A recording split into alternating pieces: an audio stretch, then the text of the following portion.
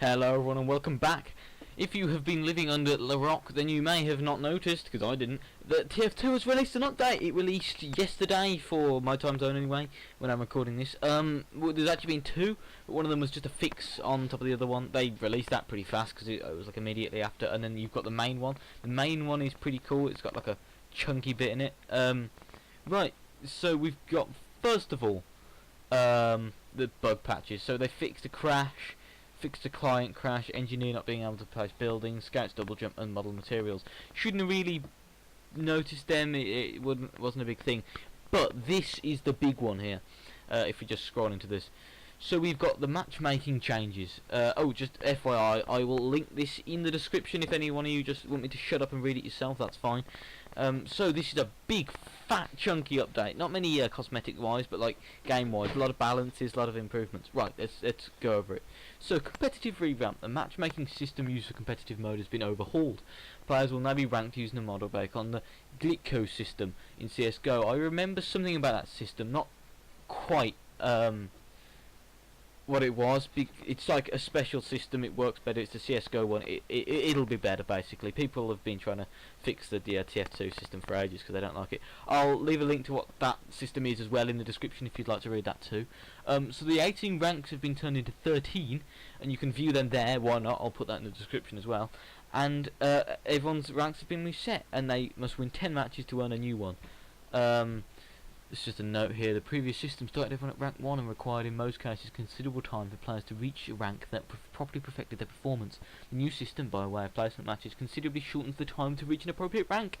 I like it. I don't really play competitive myself to try harder. I'm more of a casual kind of scrub guy.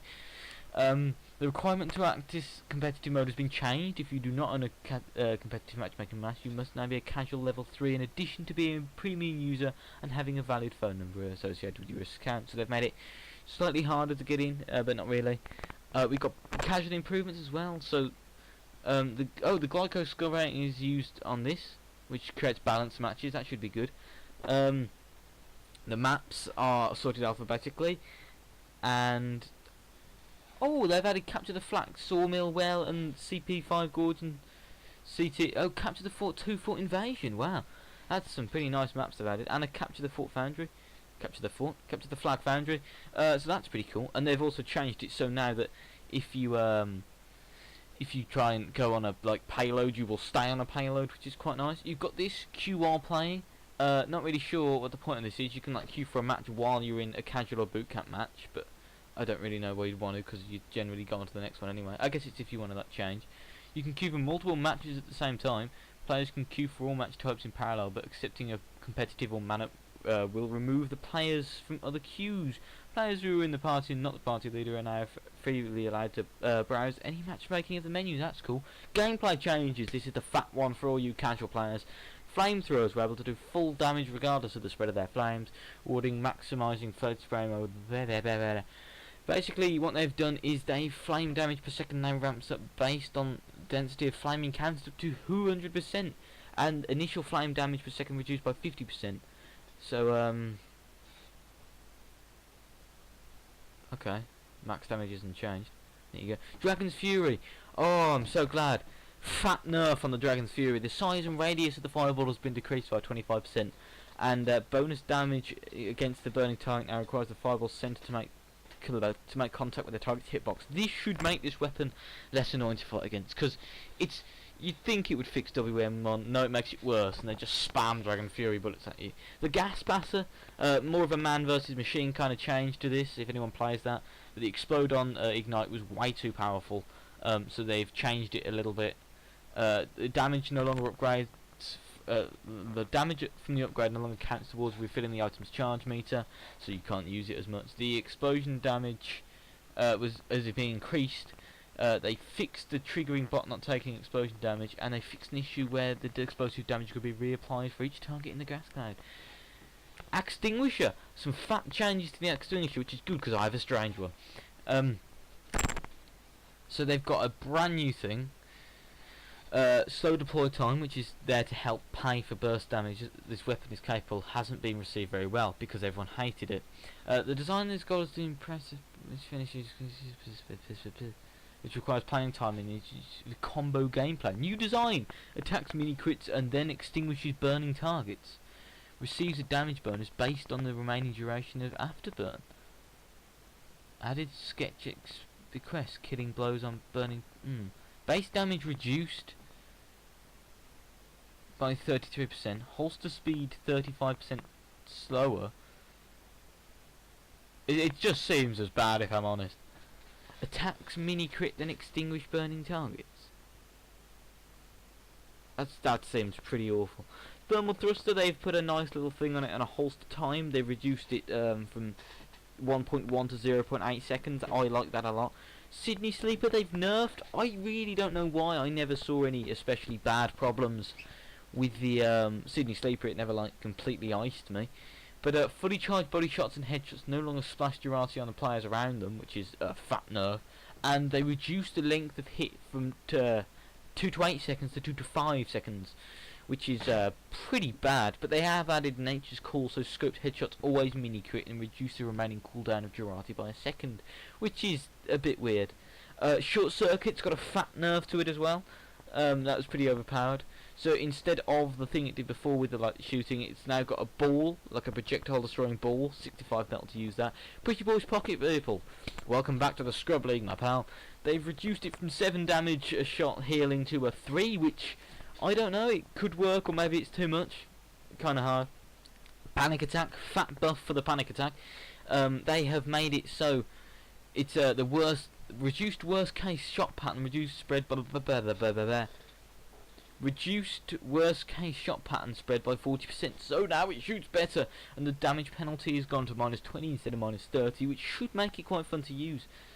The atomizer, they've kind of not really nerfed it, but unbugged it, so it must be fully deployed before a triple jump can be performed to stop people from tricking the system.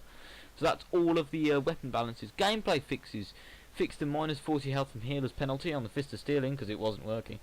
The gloves and running urgently evicting notice no longer do that weird kind of gap thing when you go in a health station. It doesn't come back. That was annoying. The cam angler does no longer burn for 10 seconds, and no one can get stuck in a teleporter, which is nice. The flamethrower particles have been fixed and started colliding with the bomb entities. Who knew that didn't work? Fix being able to fire flames and quickly switch teams to attack teammates. I honestly didn't know that was a thing. That's okay. The loose cannon doesn't play the priming sound anymore. The projectiles from Thompson and the Bison have been fixed. They no longer push people. The Razorback shields will regenerate at the start of a round instead of just disappearing.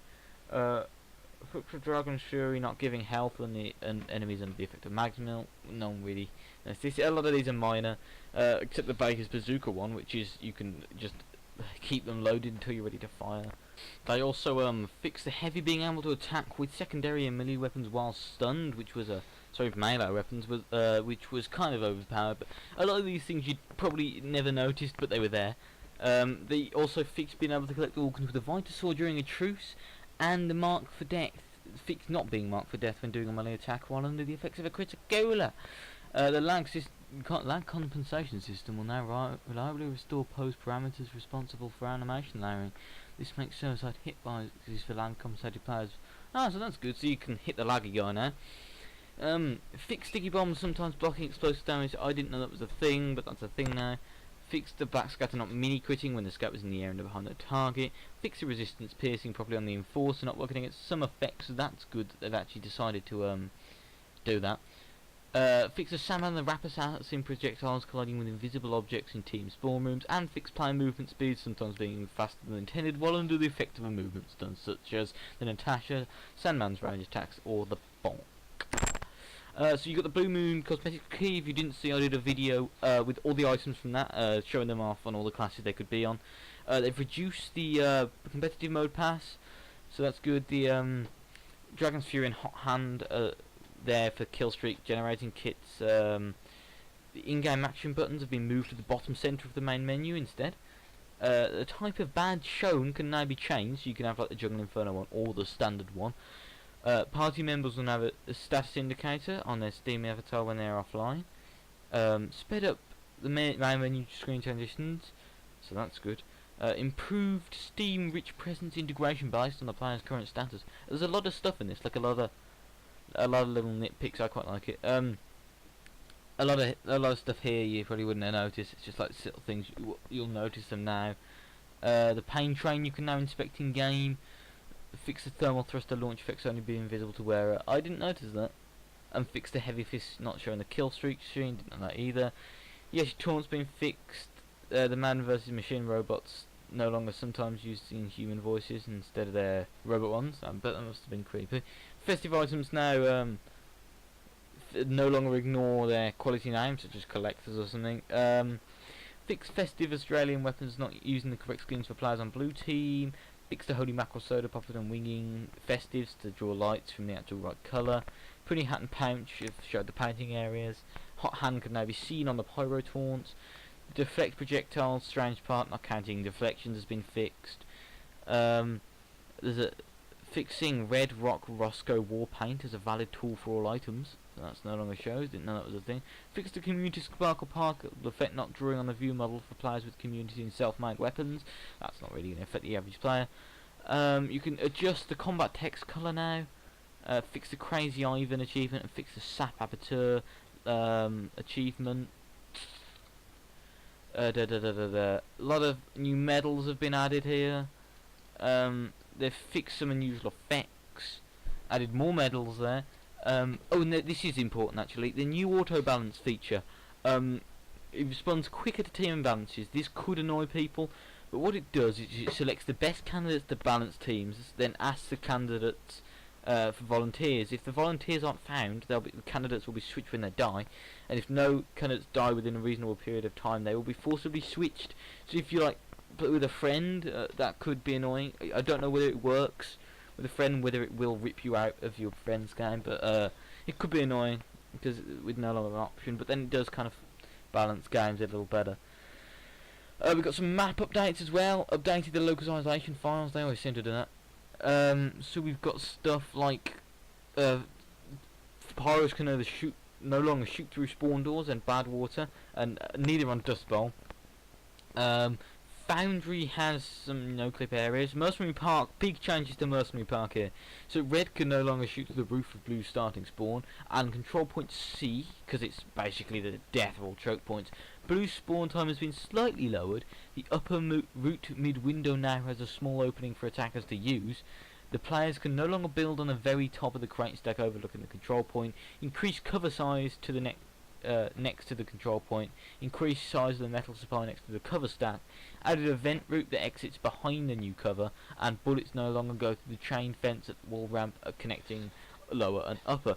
A few community requests to fix the start disable logic in the funk no build entry. Added on it red, on it blue options. Not really anything. And they fixed an issue reported by this guy. That is everything.